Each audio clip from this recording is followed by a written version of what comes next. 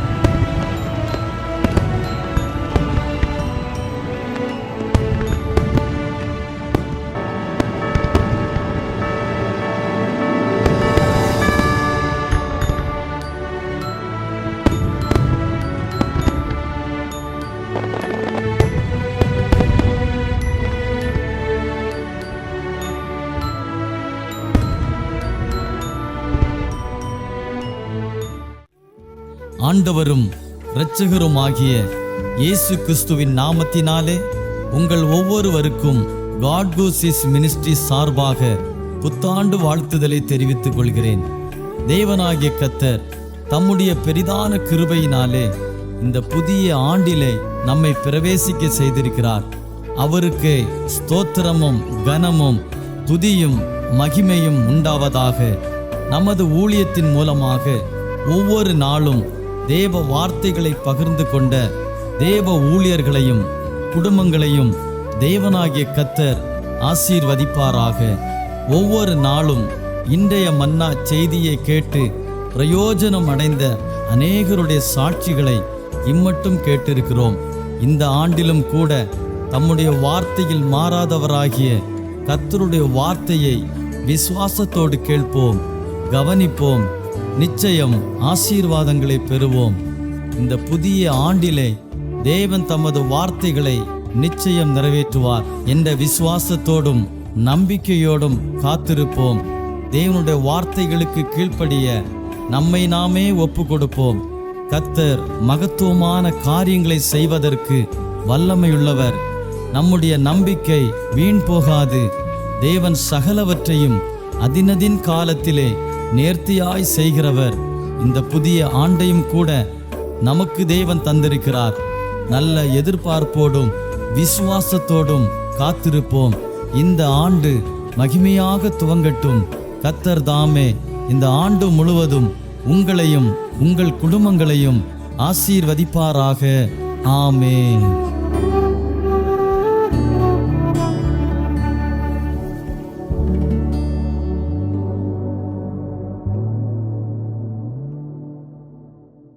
ഈ നല്ല പ്രഭാതത്തിനായിട്ട് ദൈവത്തെ സ്തുതിക്കുന്നു. ഗോഡ് ഗോ സീസ് മിനിസ്ട്രിയുടെ ആഭിമുഖ്യത്തിൽ ഇന്ന് പ്രഭാതത്തിൽ നിങ്ങളോട് ദൈവവചനം അറിയിക്കുന്നതിൽ അതിയായ സന്തോഷമുണ്ട്. ഡയറക്റ്റായിരിക്കുന്ന തോമസ് സാർ അവറുകൾക്കും പാർട്ട്ണറായിരിക്കുന്ന എല്ലാ കർത്തദാസന്മാർക്കും പ്രാർത്ഥനാ പടയാളികൾക്കും ലോകമെമ്പാട് ഞങ്ങളെ ശ്രമിക്കുന്ന ഏവർക്കും കർത്താവായ യേശുക്രിസ്തുവിന്റെ നാമത്തിൽ 2023 പ്രഭാത വന്ദനങ്ങളെ അറിയിക്കുന്നു. ഈ ആണ്ടിന്റെ ആരംഭം മുതൽ അവസാനം വരെ ദൈവത്തിന്റെ ദൃഷ്ടി പരിപാലനം ഓരോരുത്തരോടും ഇരിക്കുമാറാകട്ടെ എന്ന് ആശംസിക്കുകയും പ്രാർത്ഥിക്കുകയും ചെയ്യുന്നു. കഴിഞ്ഞ മാസം നമ്മൾ ചിന്തിച്ചതായ അതേ വചനത്തിൽ തന്നെ വെളിപ്പാട് പുസ്തകം 2-ാം അധ്യായം അതിന്റെ 25-26 വാക്യങ്ങൾ വായിക്കുന്നെങ്കിലും നിങ്ങൾക്കുള്ളത് ഞാൻ വരും വരെ പിടിച്ചുകൊള്ളുവിൻ എന്ന് ഞാൻ കൽപ്പിക്കുന്നു. ജയിക്കുന്നവന് ഞാൻ കൽപ്പിച്ച പ്രവൃത്തികളെ അവസാനത്തോടെ അനുഷ്ഠിക്കുകയും ചെയ്യുന്നവന് എൻ്റെ പിതാവ് എനിക്ക് തന്നതുപോലെ ജാതികളുടെ മേൽ അധികാരം കൊടുക്കും. Praise the Lord. കർത്താവ് നമ്മളെ ഏൽപ്പിച്ചിരിക്കുന്നതായ ഓരോ ആത്മീയവും ഭൗതികമായ വിഷയങ്ങളെ നമ്മൾ ഈ ദൗത്യങ്ങൾ ലോകമെമ്പാടും ചെയ്യുവാൻ ശുശ്രൂഷകരായ നമ്മെ ഓരോരുത്തരെയും കർത്താവ് വിളിക്കപ്പെട്ടിരിക്കുകയാണ്. ആകയാൽ അത് നമ്മൾ അവസാനത്തോളം പിടിച്ചുകൊണ്ടാൽ അത് കർത്താവ് അതിനുള്ള പ്രതിഫലം നമുക്ക് തരും എന്നാണ്. ജാതികളുടെ മേൽ അധികാരം നൽകുമെന്നാണ് ദൈവത്തിന്റെ വചനം വായിക്കുന്നത്. ഇവിടെ വെളിപ്പാട് പുസ്തകത്തിൽ വായിക്കുന്നതായ അതേ പ്രവൃത്തി തന്നെ നമ്മുടെ സങ്കീർത്തനത്തിൽ കാണുന്നു. ജാതികൾ കലഹിക്കുന്നതും വംശങ്ങൾ വ്യർത്ഥമായി നിരൂപിക്കുന്നതും എന്ത്? യഹോവയ്ക്കും അവന്റെ അഭിഷക്തനും വിരോധമായി ഭൂമിയിലെ രാജാക്കന്മാർ എഴുന്നേൽക്കുകയും അധിപതികൾ തമ്മിൽ ആലോചിക്കുകയും ചെയ്യുന്നതെന്ത്? ഈ കാലഘട്ടത്തിൽ മാത്രമല്ല, 1-ാം നൂറ്റാണ്ടിലെ അനുഭവം മുതൽ BC-യിലും ദൈവത്തിൻ്റെതായ അഭിഷക്തന്മാർക്ക്, ദൈവസഭയ്ക്ക് വിരോധമായി അധിപതികൾ അന്നേ കൂടി ആലോചിക്കുന്നു എന്ന് നമുക്കിവിടെ കാണാൻ കഴിയുന്നു. കലഹിക്കുന്നതായി കാണാൻ കഴിയുന്നു. അവരുടെ നടുവിൽ ദൈവം ഏൽപ്പിച്ചിരിക്കുന്ന ദൗത്യം മുറുകെ പിടിച്ചുകൊണ്ട് അവസാനത്തോളം ഞാൻ ചെയ്യുന്നതായ പ്രവൃത്തികളെ ചെയ്ത് പൂർത്തീകരിച്ച് ജയം കൽപ്പിക്കുന്നവർക്ക് ജാതികളുടെ മേൽ ദൈവം അവകാശം അധികാരവും നൽകിയിരിക്കുകയാണ്. ഇരുമ്പ് കോൽ കൊണ്ട് അവരെ മേയ്ക്കുവാനും അവരുടേതായിരിക്കുന്ന ജീവിതത്തെ നമ്മൾ ഭൂമിയിൽ ഇന്ന് ഭരിക്കുന്ന രാജാക്കന്മാർ, മന്ത്രിമാർ, MLA-മാർ, MP-മാരൊക്കെ നമ്മെ വാഴുകയാണെങ്കിൽ ഇവരെ ദൈവസന്നിധിയിൽ രക്ഷിക്കപ്പെടാതെ ജാതികളായി മുൻപോട്ട് പോവുകയാണെങ്കിൽ അവസാനത്തോളം ദൈവം കൽപ്പിച്ച പ്രവൃത്തികൾ നാം ചെയ്ത് പൂർത്തീകരിച്ചാൽ കർത്താവ് ജാതികളുടെ മേൽ നമുക്ക് അവകാശം തരും എന്ന് ദൈവത്തിന്റെ വചനം നമ്മെ ഓർപ്പിക്കുകയാണ്. സ്തോത്രം. 8-ാം വാക്യം സങ്കീർത്തനം 2-ൽ എന്നോട് ചോദിച്ചു കേൾക്ക, ഞാൻ നിനക്ക് ജാതികൾ അവകാശമായും ഭൂമിയുടെ അറ്റങ്ങളെ കൈവശമായും തരും. നമ്മൾ ചോദിക്കുമ്പോൾ പ്രാർത്ഥനയിൽ ഓരോ ദൈവദാസന്മാർ, ദൈവമക്കളും ചോദിക്കുകയാണ്, കർത്താവേ ജാതികളെ അവിടുന്ന് രക്ഷിക്കണമേ. അനേക കർത്താവെ ദൈവത്തെ അറിയാത്ത ജനതകൾ ലോകമെമ്പാടും ദൈവമേ ചിതറിപ്പാർക്കുന്ന, ഉഗ്രാരാധനയായിരിക്കുന്ന, ദൈവത്തെ അറിയാതെ ഉപഗ്രഹങ്ങളെ ആരാധിക്കുന്ന, കണ്ടതിനെയൊക്കെ വണങ്ങുന്നതായ അനേക ജനതകൾ നമുക്ക് കാണുവാൻ കഴിയുന്നു. നമുക്കറിയാം അബ്രഹാം, അതുപോലെ തേരക്, ഇവരെല്ലാം ദൈവത്തെ അറിയാത്തതായ ആ ജാതിക അംശത്തിലായിരുന്നപ്പോൾ അവരെ ദൈവം വിളിക്കുന്നതായി നമുക്ക് കാണാൻ കഴിയുന്നു. ദൈവത്തിന്റെ വിളി തിരിച്ചറിഞ്ഞ അബ്രഹാം അതെല്ലാം വിട്ടുകൊണ്ട് ദൈവസന്നിധിയിൽ ഒരു വിശ്വാസികളുടെ പിതാവെന്ന വണ്ണം അറിയപ്പെടുന്ന രീതിയിൽ ദൈവം അവനെ ഉയർത്തുവാനും മാനിപ്പാനിടയായി തീർന്നു. അബ്രഹാം നമ്മുടെ വിശ്വാസികളുടെ പിതാവെന്ന് അറിയത്തക്ക നിലവാരത്തിൽ ദൈവം അവനെ ഉയർത്തി മാനിച്ചതായി നമുക്ക് ദൈവത്തിന്റെ വചനത്തിൽ കാണുവാൻ കഴിയുന്നു.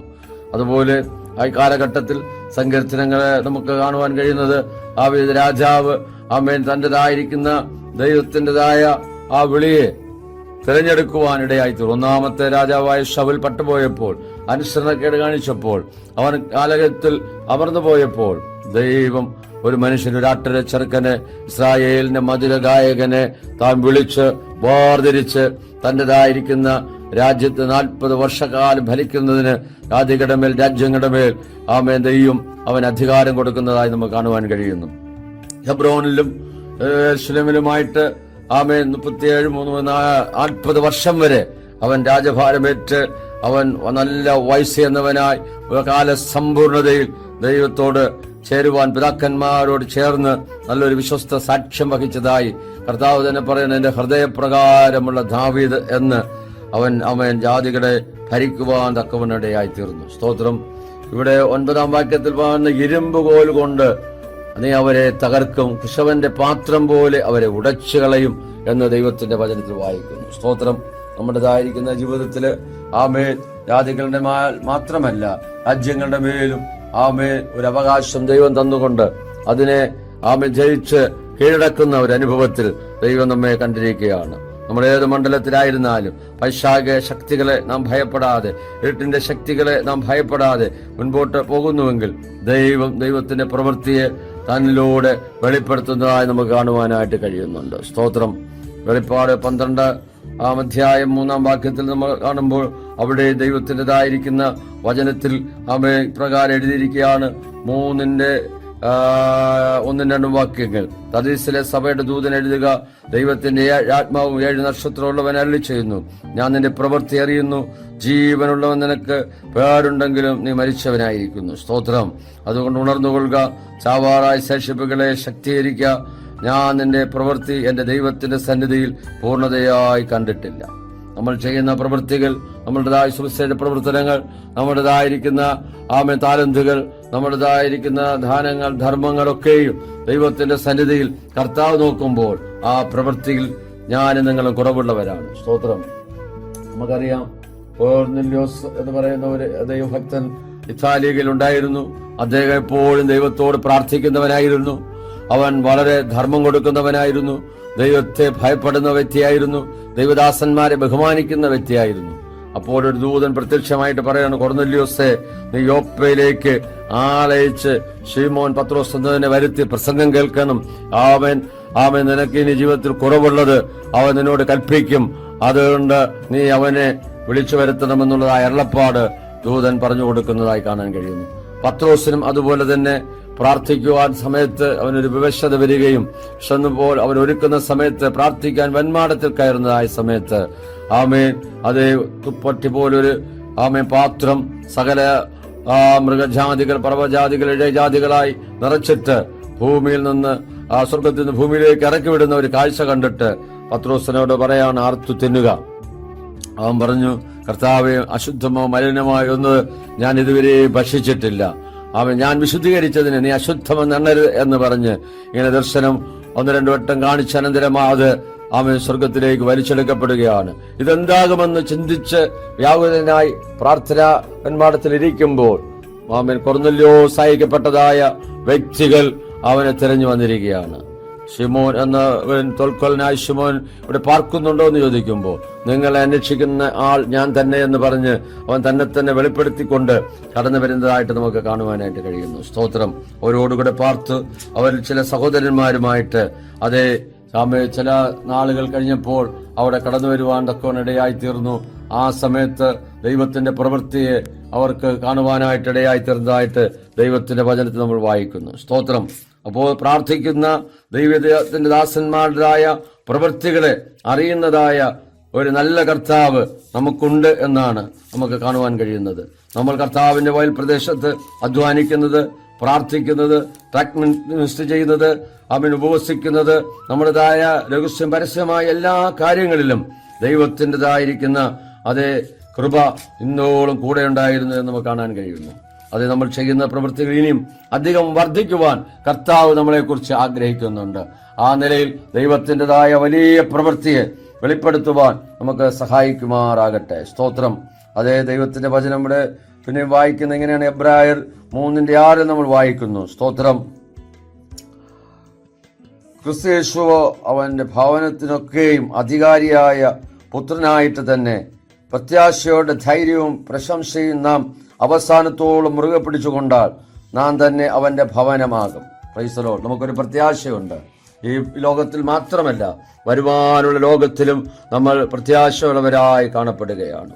ദൈവത്തിന്റെ ആ സ്വീകാര്യത മുറുകെ പിടിച്ചുകൊണ്ട് ഈ പാപമങ്കൂരമായ ലോകത്തിൽ നാം ആയിരിക്കുമ്പോൾ മത്സ്യം വെള്ളത്തിൽ കിടക്കുന്നെങ്കിലും അതിന് ഉപ്പ് ലേശവും ലേശാതവണ്ണം അത് ഓരോ ദിവസവും മുൻപോട്ട് പോകുന്നത് പോലെ ലോകമയമായ ജഡമയമായ പാവരമായ ഏതനുഭവങ്ങളും നമ്മുടേതായ ആത്മീയ ജീവിതത്തെ കവർന്നു കൊണ്ടുപോകാതെ വണ്ണം നമ്മൾ ക്രിസ്തുയേശുവിന്റെ ഒരു നല്ല പടയാളിയായി, നല്ല ഭവനക്കാരനായി, നല്ല വേലക്കാരനായി കർത്താവിൻ്റെതായിരിക്കുന്ന വേല അവസാനത്തോളം വിശ്വസ്തയോടെ ചെയ്യുന്നുവെങ്കിൽ നല്ലവനും വിശ്വസ്തദാസനും എന്നുള്ളതായ വിളിക്ക് ഓഹരിക്കാരായി തീരുകയും നമുക്ക് കർത്താവിന്റെ രാജ്യത്തിൽ മഹാപ്രതിഫലങ്ങൾ വിവാഹിക്കപ്പെടുകയും ചെയ്യും. യാതൊന്നും ജാതികളുടെ മേൽ നമുക്ക് അധികാരം നൽകും. ഇരുമ്പ് കോൽ കൊണ്ട് അവരെ മേയ്ക്കുവാനും ശവന്റെ പാത്രം പോലെ ദൈവികമായ നിലയിൽ ഗൈഡൻസ് ചെയ്യുവാനും കർത്താവ് നമ്മെ കണ്ടിരിക്കുന്നു എന്നുള്ള കാര്യം നമ്മൾ മറന്നു പോകരുത്. അതുകൊണ്ട് ഇന്ന് പകൽക്കാലം ഏതെങ്കിലും വിഷയത്തിൽ ഭാരത്തോടെ ആരെങ്കിലും ആയിരിക്കുന്നുവെങ്കിൽ നിങ്ങളെ കാണുന്ന ഒരു കണ്ണ് പകൽക്കാലം നിങ്ങളെ കൊണ്ടിരിക്കുകയാണ്. നിങ്ങളുടെ ആകുലതകൾ മാറുവാൻ, നിങ്ങൾ ഭാരപ്പെടുന്ന വിഷയത്തിന്മേൽ രോഗിയായിട്ടോ സാമ്പത്തിക ഞെരുക്കമായിട്ടോ കൊറോണ വൈറസിന്റെ ഏതെങ്കിലും പിടിയിലോ പരിക്ഷോഭത്താലോ ഏതെങ്കിലും കുട്ടികൾ പൈശാച മണ്ഡലത്താൽ നിങ്ങൾ ഭാരപ്പെടുന്നെങ്കിൽ അതിനെല്ലാം ജയിച്ച ജയവരനായ ക്രിസ്തു നമുക്കിതിനെല്ലാം ജയിപ്പാനായിട്ട് കൃപ നൽകുമാറാകട്ടെ. Praise the Lord. നമുക്ക് ഒരു നിമിഷം ദൈവത്തോട് പ്രാർത്ഥിക്കാം. പകൽക്കാലം നമുക്ക് സമർപ്പിക്കാം. കേട്ട വചനത്തിന്റെ മുമ്പിൽ നമ്മളെ തന്നെ സമർപ്പിക്കുമ്പോൾ ദൈവത്തിന്റെ വലിയ പ്രവൃത്തിയെ സ്വർഗത്തിലെ ദൈവം നമ്മോട് ചെയ്യുവാനിടയായി തീരും. സ്വർഗത്തിലും ഭൂമിക്കുന്നാഥനായ ഞങ്ങളുടെ ദൈവമേ, സ്വർഗസ്ഥ പിതാവേ, ഗോൾഡ് മിനിസ്ട്രിയുടെ ആഭിമുഖ്യത്തിൽ കർത്താവേ, ഇന്ന് പകൽക്കാലം നമുക്ക് ദൈവവചനങ്ങളെ ലഭിപ്പാൻ തക്കവണ്ണം സ്വർഗത്തിലെ ദൈവം ഇടയാക്കിയ വലിയ കൃപകൾക്കായി, വലിയ മാറ്റത്തിനായി ഞങ്ങൾ ദൈവത്തെ സ്തുതിക്കുകയാണ്. കർത്താവേ, അവിടുന്ന് കർത്താവേ ഇതിനായിരിക്കുന്ന ദൈവം അനുഗ്രഹിക്കണം. കുടുംബമായി ശക്തമായി 2023 കർത്താവെ ഭയപ്പെടുത്തുമാറാകണമെന്ന് പ്രാർത്ഥിക്കുന്നു. കഴിഞ്ഞ നാളുകളേക്കാൾ ശക്തമായി ലോക എമ്പാടും ദൈവത്തിന്റെ വേല ശക്തമായി ചെയ്യത്തക്ക നിലവാരത്തിൽ അദ്ദേഹത്തെ കർത്താവ് അവിടെ അഭിഷേകം ചെയ്തു. തന്റെ ഹൃദയത്തിന്റെ ആഗ്രഹങ്ങളെ ദൈവം അവിടെ നൽകുമാർത്തികളെ വിശാലമാക്കണമേ, പ്രവർത്തനങ്ങളെ വിശാലമാക്കണമേ കർത്താവേ. രാത്രി പ്രാർത്ഥനകൾ, ഉപവാസ പ്രാർത്ഥനകൾ, അവിടുന്ന് ചെയ്യാനിരിക്കുന്നതായ വലിയ കർത്താവെ മിശ്രികളെല്ലാം ദൈവം അവിടുന്ന് ശാരദയെ കൊണ്ടുവരുന്ന കൃപയ്ക്കായി സ്തോത്രം ചെയ്യുന്നു. ഇതിനകത്ത് പ്രവർത്തിക്കുന്ന ഓരോ അഭിഷക്തന്മാർക്കായി പ്രാർത്ഥിക്കുന്നു. അവരുടെ പ്രവർത്തനങ്ങളെ അനുഗ്രഹിക്കണമേ, സഭാ ശുശ്രൂഷകളെ അനുഗ്രഹിക്കണമേ കർത്താവെ. തന്നോടൊപ്പം ആത്മാർത്ഥമായി നിന്നുകൊണ്ട് ദൈവത്തിൻ്റെതായ ശക്തമായ ദൂത് എമ്പാടും കൈമാറുവാൻ സ്വർഗ്ഗം അവിടെ ഇടവരുത്തണമെന്ന് ഞങ്ങൾ ദൈവത്തോട് പ്രാർത്ഥിക്കുന്നു. കേൾക്കാരാജനത്തിനു വേണ്ടി പ്രാർത്ഥിക്കുന്നു. അവർ ഭാരത്തോടെ വേദനയുടെ ആയിരിക്കുന്ന വിഷയത്തിൽ സ്വർഗത്തിലെ ദൈവം ഇന്ന് പകൽക്കാലം ഒരു വിടുതൽ കൽപ്പിക്കുമാറാകണമേ. വൈറസിന്റേതായ ഭാഗങ്ങൾ കർത്താവെ വീണ്ടും ദൈവമേ ലോകമെമ്പാടും ആലതല്ലുമ്പോൾ കർത്താവെ അതിനെല്ലാം ജയിപ്പാൻ തക്കവണ്ണമുള്ള ഒരു കൃപ ദൈവം നൽകണമേ. സാത്താന്യ പോരുകളെ ജയിക്കുവാൻ, പൈശാചിക മണ്ഡലങ്ങളെ ജയിക്കുവാൻ, ജനത്തിന്റെ പ്രവൃത്തികളെ ജയിപ്പാൻ തക്കവണ്ണം ജാതികളുടെ മേൽ അധികാരം നൽകുന്നത് കൊണ്ട് ഞങ്ങൾ അങ്ങേ വാഴ്ത്തുകയാണ് കർത്താവെ. തൽക്കാലം കർത്താവെ പാതനോട് ആശുപത്രി കിടക്കയിലായിരിക്കുന്ന, രോഗക്കിടക്കയിലായിരിക്കുന്ന, അഭാവജനത്തിന് വഴിയില്ലാതെ ഭാരപ്പെടുന്ന എന്റെ മക്കൾക്കായി പ്രാർത്ഥിക്കുന്നു. വിദ്യാഭ്യാസ മേഖലയിൽ ഭാരപ്പെടുന്ന തകർന്നതായ വ്യക്തികൾക്കായി പ്രാർത്ഥിക്കുന്നു. മദ്യത്തിന്, മയക്കമരുന്നിന് അടിമകൾക്കായി പ്രാർത്ഥിക്കുന്നു. തകർന്ന കുടുംബങ്ങൾക്കായി പ്രാർത്ഥിക്കുന്നു. പിതാപുത്ര പരിശുദ്ധാത്മാവിന്റെ നാമത്തിൽ വിടുതൽ കൽപ്പിച്ച് അനുഗ്രഹിച്ച് പ്രാർത്ഥിക്കുമ്പോൾ കൃപയുടെ കേട്ട് ഉത്തരങ്ങൾ സ്വർഗീയ നല്ല പിതാവേ, ആമേ ആമേ. ദൈവവചനങ്ങൾ അനുഗ്രഹിക്കുമാറാകട്ടെ. God bless you.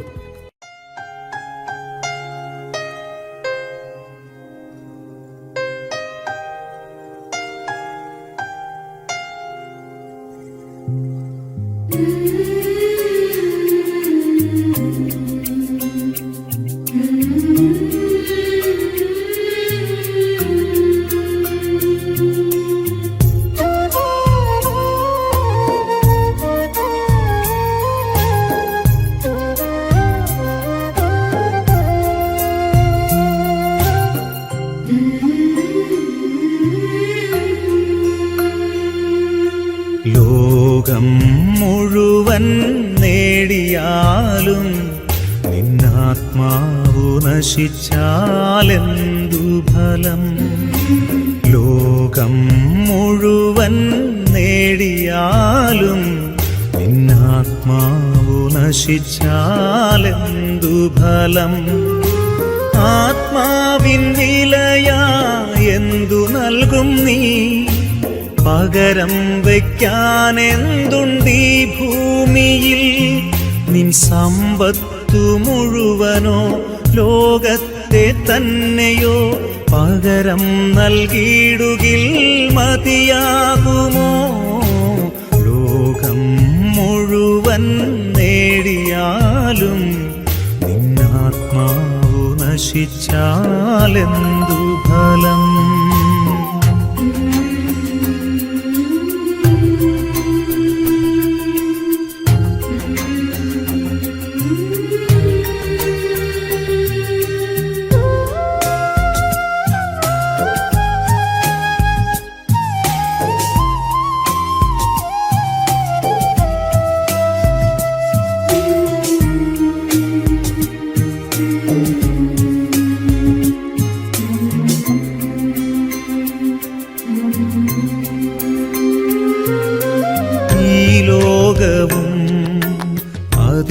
അതിലുള്ളതൊക്കെയും നശ്വരമാണെന്നറിഞ്ഞിടുവിൻ.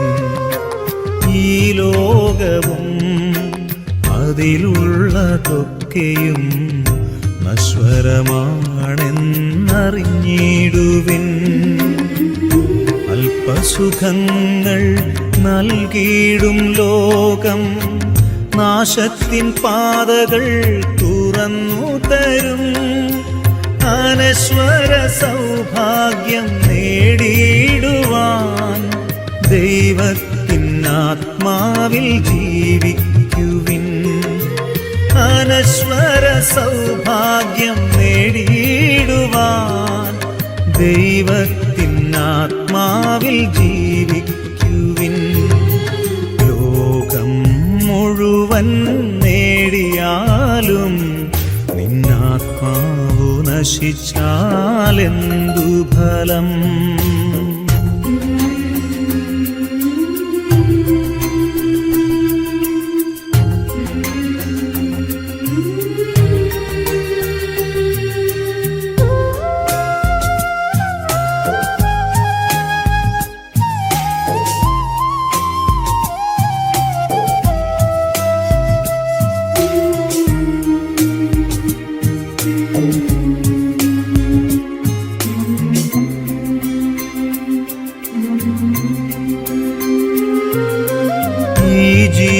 ജീവിതം ദൈവത്തിൻ ദാനം, അവിടുത്തെ നാമം പുകഴ്ത്തിയിടുവിൻ.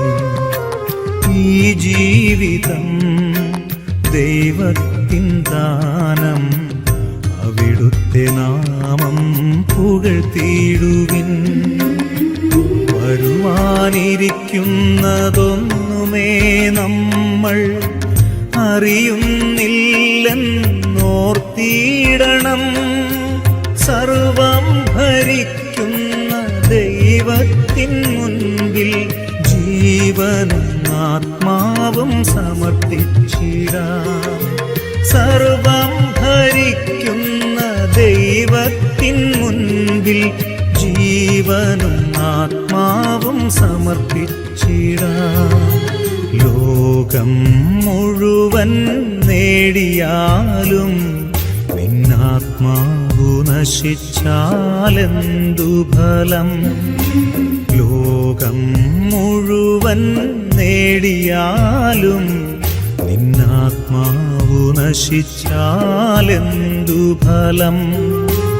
ആത്മാവിൻ വിലയായെന്തു നൽകും നീ?